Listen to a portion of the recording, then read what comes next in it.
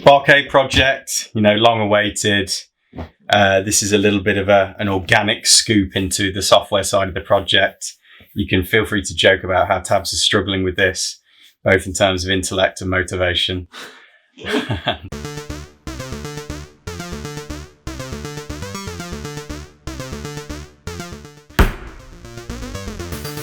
Hello and welcome to the virtual towers of Binary Arcadia, where the games go on long into the night. You're joining us today for another Barcade update. Yes, I know it has been a long time since the last update. I think pre-Christmas was the last update.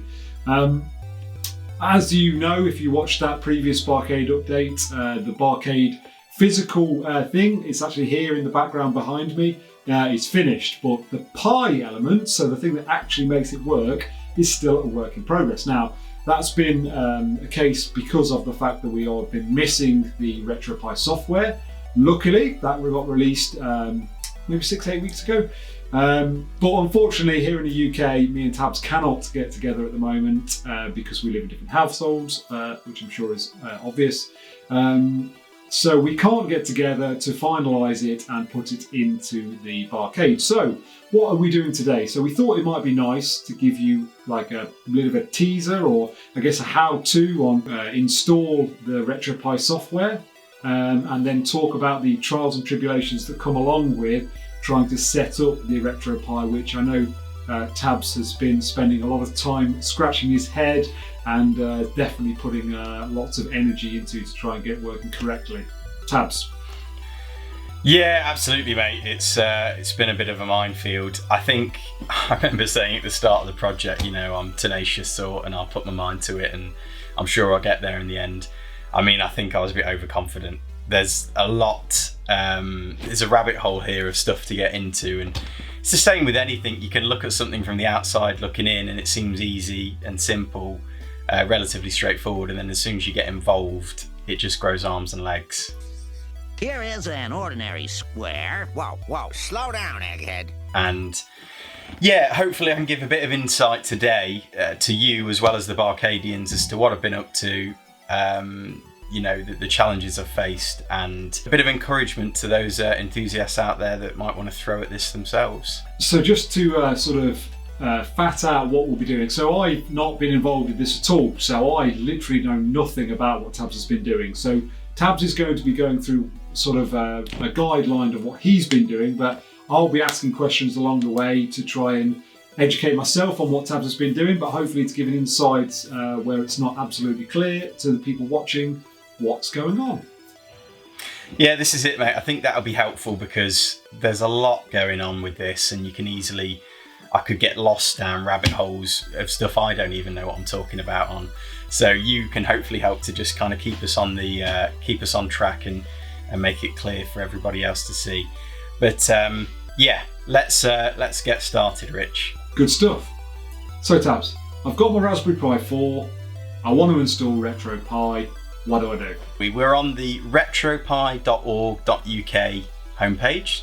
This nice little retro themed homepage. Lovely logo there. And we can simply click onto Get RetroPie. So RetroPie is the software we're going to use to install to the Pi, which is going to do all the hard work for us in emulating our favourite consoles of yesteryear.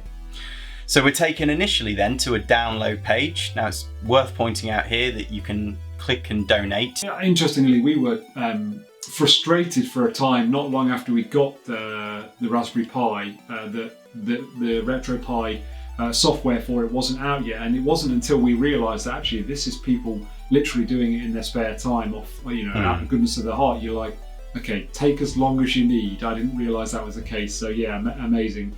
So if you can donate a bit, that'd be really cool. I think that's in a way a compliment to the how good their work is, because it look at this website, it looks very professional. Absolutely.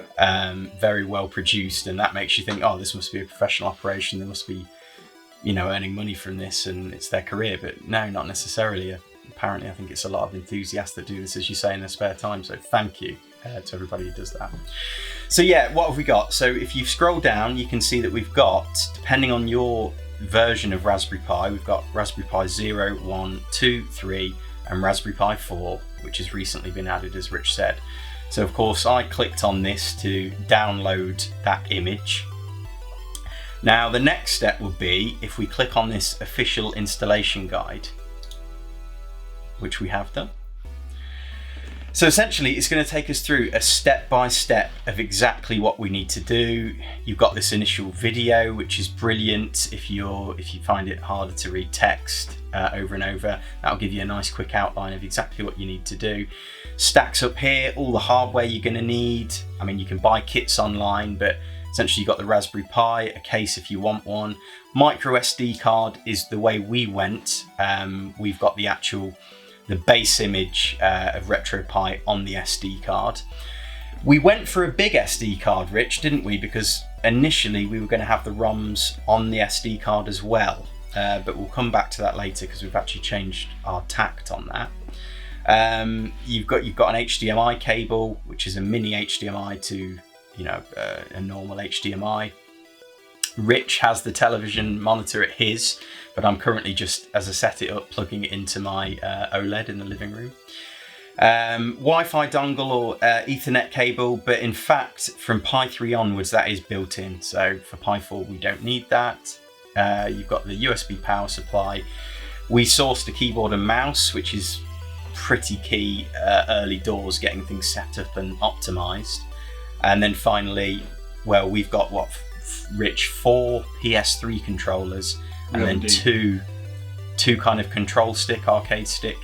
Yes, we have. Pieces of hardware to install. Yeah, indeed. You can see behind Rich. Scroll down a little bit more. This tells you about downloading the actual image itself, extracting it with this third-party piece of software, 7-Zip, which you can download just via this link. And then it talks you through. Now I use this piece of software here, Etcher, or Berliner Etcher, I think it's known as. What does this Berliner Etcher do? It's essentially a third-party piece of software that does the puts the image, flashes the image onto the SD card. Oh, so it's like an installation sort of. Yeah, exactly. Tool, I guess. I mean, you won't see it, but it's really easy, simple 3-step process. You select the image, which we've downloaded, for our equivalent Raspberry Pi.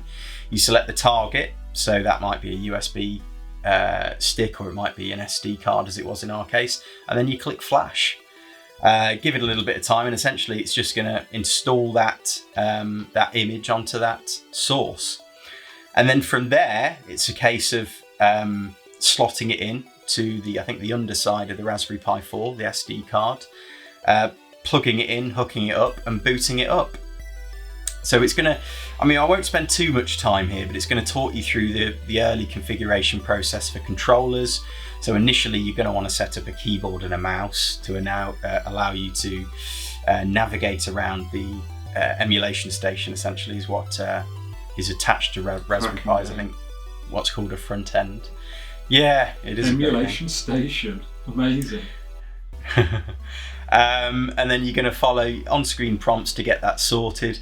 It's also got some brilliant little images here for each controller and how you want to set that up, which we have lying in wait of us. When you set up a controller, are you setting up a global controller? So you've set, like, for instance, there you've got a PS3 controller on screen.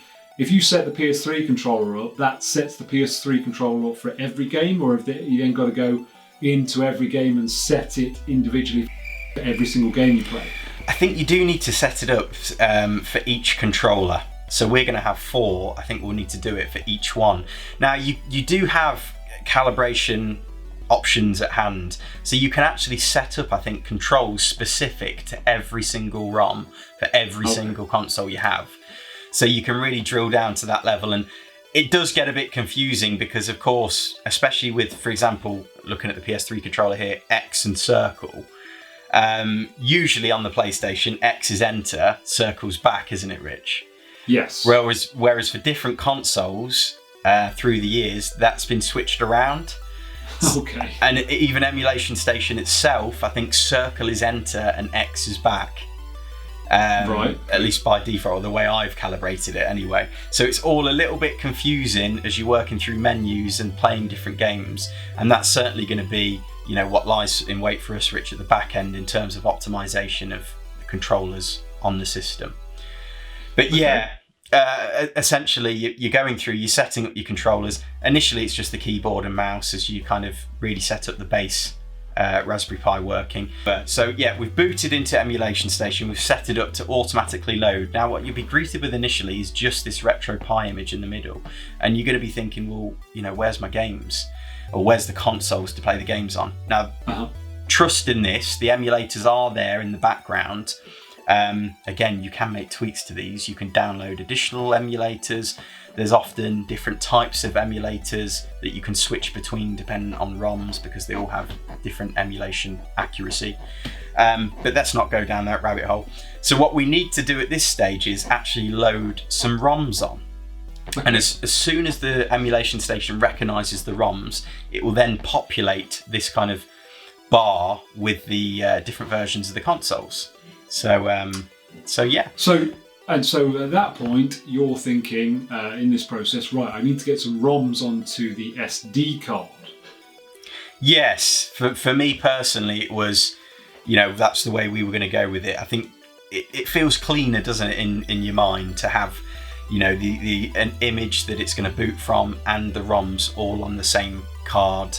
Maybe it'd be quicker. I don't know if technically that's bared out or not, but it just felt the better way of doing it. And I initially started to do that via this transfer process that's detailed here. Essentially on the same Wi-Fi network, if you set it up correctly, and again I'll let you crunch into that offline because it's it's not going to be entertaining viewing, Rich. But essentially you're using your Wi-Fi to transfer files from your base computer or laptop, so in this case my Alienware, over to the Raspberry Pi via your own Wi-Fi, which can make file sharing a lot better. And the main benefit is it doesn't wear out necessarily the SD card. As you can imagine, if you're taking out and pushing in the SD card, it's not particularly good. SD cards themselves can be, I think, somewhat susceptible to corruption, to wearing out in that way. So the file sharing process, obviously it removes any physical fingering, if you like, and you just literally can transfer across. So you said there initially, so does that mean you stumbled on some problems with this? Yeah, I mean, the main issue was that, well, we'll come on to it, but MAME, or the main emulator for arcade games. Now, I'll come back to this, but essentially I had to obtain a full ROM set to get this to, it was the easiest way to get it to work. And that meant something along the lines of 30 gigabytes of information. Wow. So obviously you can imagine transferring that across via your Wi-Fi. It just wasn't quick, and it wasn't particularly reliable. In fact, it crashed a few times.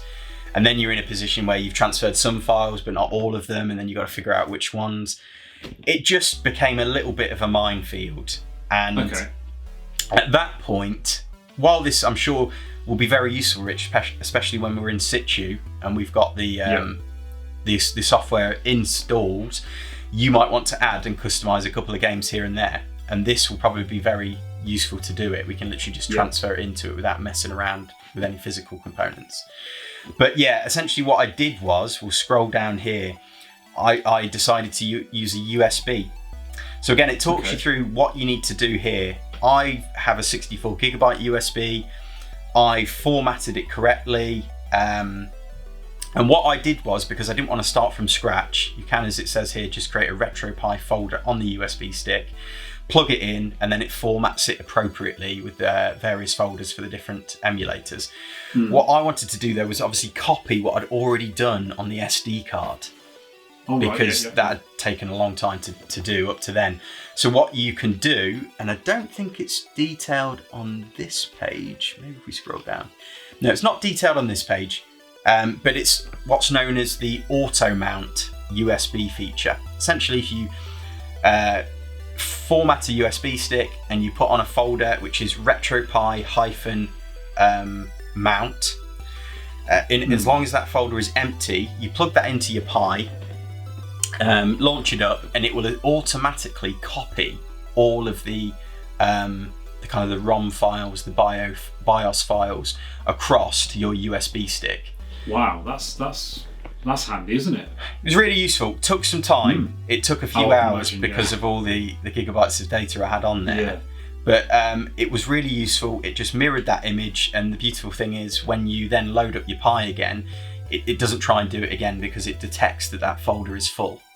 So that allowed me to take... Go on. I was just going to say, so obviously you mentioned there that you're using a 64 gigabyte USB stick, and you mentioned that MAME is like 30 gigabytes on its own. Is 64 gigabytes enough, would you say? It really is, as long as a piece of string. It depends what consoles you want to focus on. I suppose a good way of putting it is the earlier consoles, so Master System, SNES, Mega Drive. Generally speaking, those ROMs are very small in terms of their file sizes. Mm-hmm. So you're talking kilobytes and megabytes.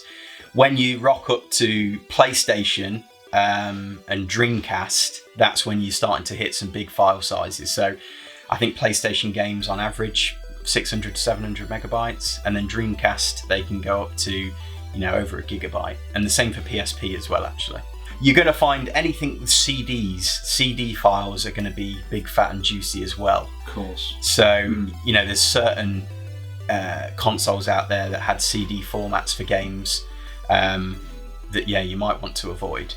But I think 64 gigabytes is enough to get started with for anybody.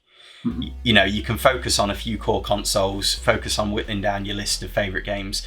And essentially on our build, Rich, we're focusing on arcade games. In a nutshell, for the most part, it's beat 'em ups and driving games for you. Yeah, and I'm laughing here because that's what we're focused on, but yet there were some single player games which I've specifically asked for, which I know has booked that trend somewhat. Indeed, yeah. And a comment on that, we can't really go into sourcing ROMs, Rich. They're obviously intellectual property, they're owned by companies, they're copyrighted. You're supposed to legally own these ROMs to actually use them and upload them to the Pi. I suppose all I would say is Google's your friend in regards to this. If you want to have a look, just be safe, play it safe. So essentially once you've done that, we've uploaded, as we say, we use the USB, the auto mount function. Once you plug that into your Pi, you reboot it up, and you will then see a lovely... So you'll then see that kind of media bar, that home screen on Emulation Station populated with all the consoles as per the ROMs you have installed. So does it then look like RetroPie logo, and you scroll across, I don't know, there'll be like a NES and then there'll be a SNES, a picture of that, and then you go in there and then there'll be a list of the games in there? Absolutely spot on. And again, there's another layer of calibration you can mess around with. You can actually set up, there's I think user-made kind of user faces for those. Yeah, essentially you click on that console and then you'll get a list of games appear. And then the other thing you can do is there's what's called a scraper function on the Emulation Station if you look on the menu. And what that does is it's basically examining all of your ROM files and scraping the information in regards to box art. I think sometimes there's ratings and also like a kind of a synopsis of the game, a description of the game. And it will automatically go through, scrape for that information, and then populate it again just to make it look a little bit more, better presented. So when you say scrape, so it's finding that information online and pulling it into it, or where's it finding the information from? Or is it finding it on the disk, on the information within the ROM? To be honest, mate, I've no idea. But I would presume it's finding it online. Okay. Because again, that's one thing you need to do, set up a Wi-Fi connection. But I'll presume it's finding it online, and then you can literally kind of click through and say if you're happy for that to be the case. Cool. So yeah, that's another layer. Audio, it touches on here. Specifically, Rich, I think we've got some N64 audio snagging to be done because I've noticed that it's choppy on some games. Now that might be that we need to change the emulator we're using for N64 based on different games. It might be, I've also seen, well, we'll come back to the RetroPie docs in a minute, but there is some kind of troubleshooting there for audio issues that you might be having. But essentially we're going to wait, Rich, until we install it, because of course I think it will all depend on if you're using a sound card, if you're connecting it via USB. You know, we've got a very specific solution for that, so we need to just wait until it's in the actual unit before we start to mess around. And then, as you see here, play is the last part. It's done. Yes, Mr. Frodo. It's over now. Excellent. So yeah, once you've got them all on, you can get cracking. So as it says here, you can restart Emulation Station from the start menu or by rebooting your Pi with sudo reboot. This is one of those run commands, Rich.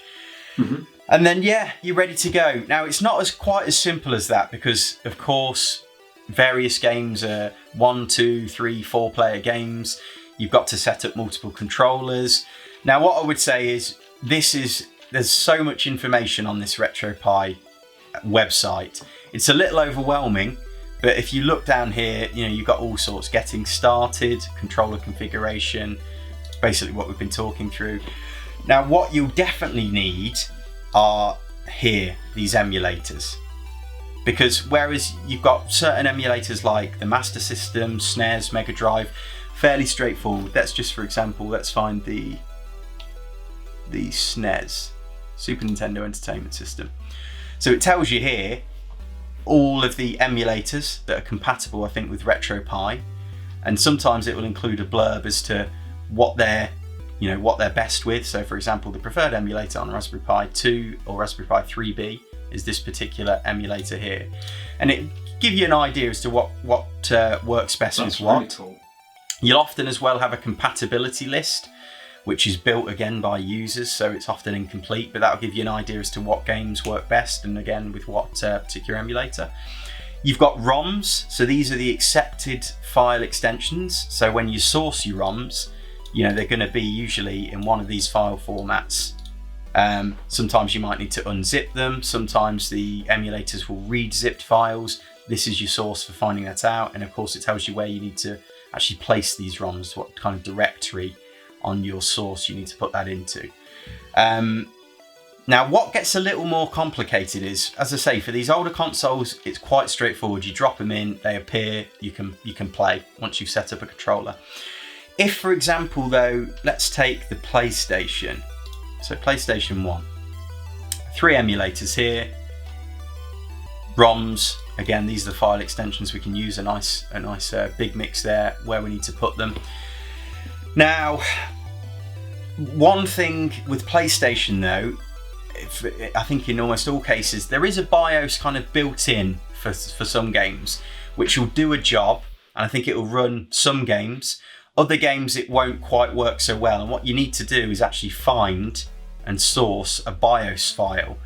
And this is sometimes specific to the emulators themselves. And essentially you have to then put that BIOS file into another directory within that Pi. So here you can look here, place BIOS in retropie/BIOS. So you start getting into some nitty gritty here. Dreamcast is another one where you need BIOS files, and in fact earlier, Rich, I was messing with that to try and get that to work because I hadn't put it in the right kind of folder. So now let's round off by just mentioning MAME. So let's click on MAME. MAME stands for Multiple Arcade Machine Emulator. So this has been a big problem for me because it is just complicated to get your head around as to how it all works. It's not at all like the consoles we've been talking through up to now. But of course, Rich, MAME was a big deal for us because, well, we want to have a number of light gun games on there, don't we? Yes. And of course, albeit we haven't got a light gun. We've not bought one yet. Yeah, we don't have like the hardware for that, but ultimately that is a goal that we want to get to eventually. This is it. We want to come to that. Now, yeah, I mean, where to start with MAME? Essentially, there's all sorts of different emulators, as we pointed out with other consoles. The problem is, each different emulator, I think generally speaking, requires a specific MAME ROM set. It's what they're known as. So a ROM set is an entire, compilation of games for that specific emulator. And essentially, those, well, they're detailed if we scroll down here. So we can see main version 0.375b. Now I'll tell you what, straight away we're using, Rich, the LR main 2003. Okay. That's the emulator we're using. Generally, from what I've read, that is the best for Raspberry Pi, which, you know, comparatively has underpowered hardware for running arcade ROMs and games. This one works particularly well, so we went for that. Okay. I have obtained a MAME 0.78 ROM set, which is the compatible version for MAME 2003. And you mentioned to me that the ROM set is in essence a set of all of the games on MAME, is that right? Yeah, basically for that particular version. I mean, as you go, this is a 2003, I think tells you probably how up to date it is, but you can get later ROM sets with more up to date ROMs and perhaps tweaked to work better, more accurately. But then, you know, we'd have to switch it entirely. So I decided to go for this one. The complicated issue is you've got your ROMs themselves, you've got BIOS files, you've got these CHDs, you've got samples as well. And you essentially need to put these in, well, the samples and the BIOS files, I think you need to put in different directories within, you know, the folders of retropie. I know, it's a nightmare. And then to add insult to injury, I don't want to go too far into this, but I think there's two main types of ROM sets for MAME. There's non-merged and merged. Now, if I'm explaining this right, and please feel free to put me right, BArcadians, merged MAME ROM sets are essentially, you have to have them all together, because they're actually borrowing from the data of different ROM files to run games. You know, it might be robbing something from, I don't know, give me some arcade games, Time Crisis, Rich, to run something else on another shooter game, because for whatever reason that's how these work. But what you can do, you can get non-merged ROM sets.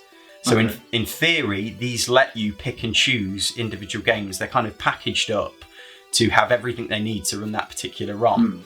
So that's when you can start to tweak things and customize things. Now, I'm still getting to grips with this, Rich, and I've only just found today CL MAME Pro.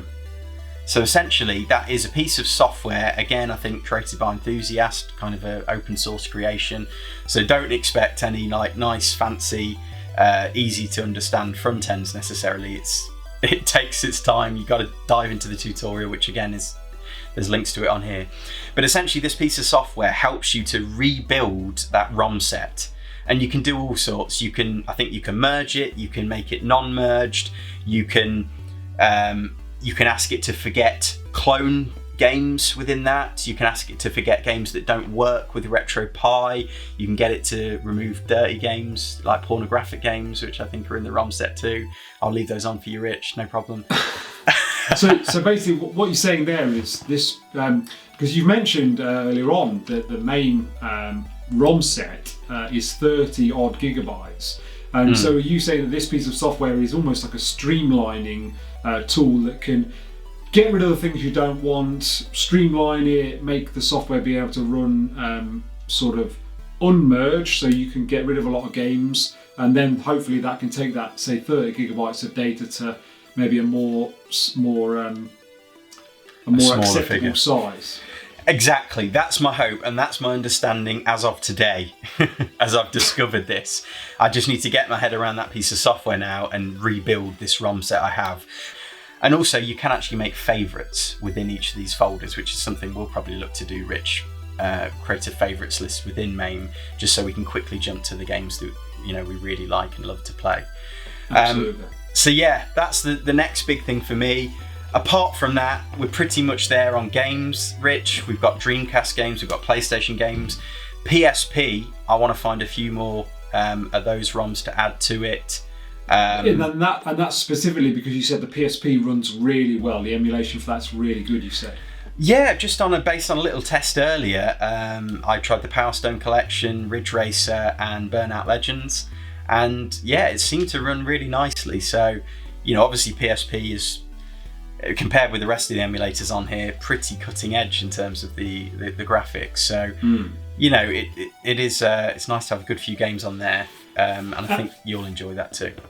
And just give us a guide on how many games you think you've got on it at the moment, maybe excluding MAME, if that's maybe not quite true. I think maybe 1,500 games, including MAME. Yeah. So. Amazing. And then I know you've had a tinkle, and only a very quick tinkle, with a game that we were really excited to play, which was GoldenEye. Yeah, I had a quick go with GoldenEye. It's choppy. Frame rate's choppy. As I said, the sound, again, across most N64 games isn't ideal. But, you know, we've not overclocked it yet. I've not set up anything in regards to overclocking. We're going to get this super duper fan as well, aren't we, Rich, to strap onto it. Heatsink fan, yeah. Heatsink and fan, which we hope is going to allow us to overclock it a lot more. Fingers crossed that will just clean things up a bit. It's playable, don't get me wrong, it's playable, but it's not...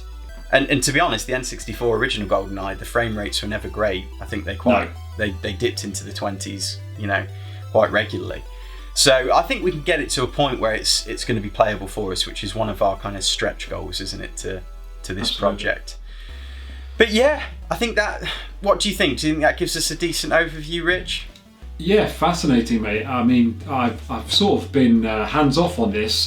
So obviously, I took part of this project. I took the more mechanical side of things, just because maybe my skills are slightly better than yours in terms of, you know, woodworking and that. And that unfortunately lumbered you with the what seemingly to be the unending task of sorting the pie. So it looks like you've done some incredible time-consuming work setting this up. So you know, I really appreciate that, and you seem like so far your knowledge base on it has grown exponentially from where you started. So definitely, if you are interested in doing it, there's so much information that Tabz has been able to use and learn about and through doing as well. So if you are looking to do a project like this, definitely get out there and do it, sort of thing. This is it. I think RetroPie have done a cracking job, and they've put a wealth of information there.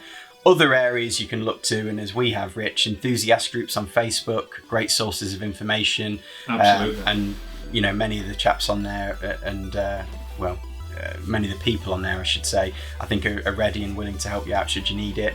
Google is always your best friend. Loads of forums out there. I think the problem is with an enthusiast project like this, there are areas that things aren't explained perhaps as easily as they could be to the layman.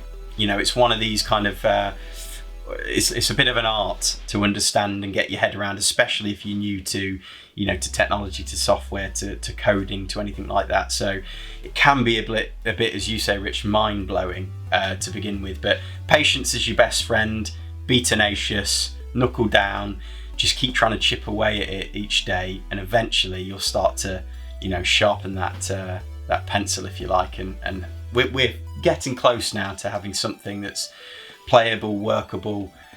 Of course, it does need a lot of optimization, but you know, hopefully we'll enjoy a bit of that together, Rich, when we can hopefully on the back end of this lockdown. Absolutely, and it's been fascinating hearing all the work you've put into this, Tabz, and I genuinely can't wait to see that RetroPie fire up on the Barcade itself. I'm really looking forward to that, and thanks for all your efforts, Tabz. That sort of brings us to a close on this RetroPie piece. Anything to add, Tabz, before I close this one off? No, that's it for now. Just as ever, you know, any inaccuracies we've made on this video, you know, veteran RetroPie, Raspberry Pi tinkerers, let us know.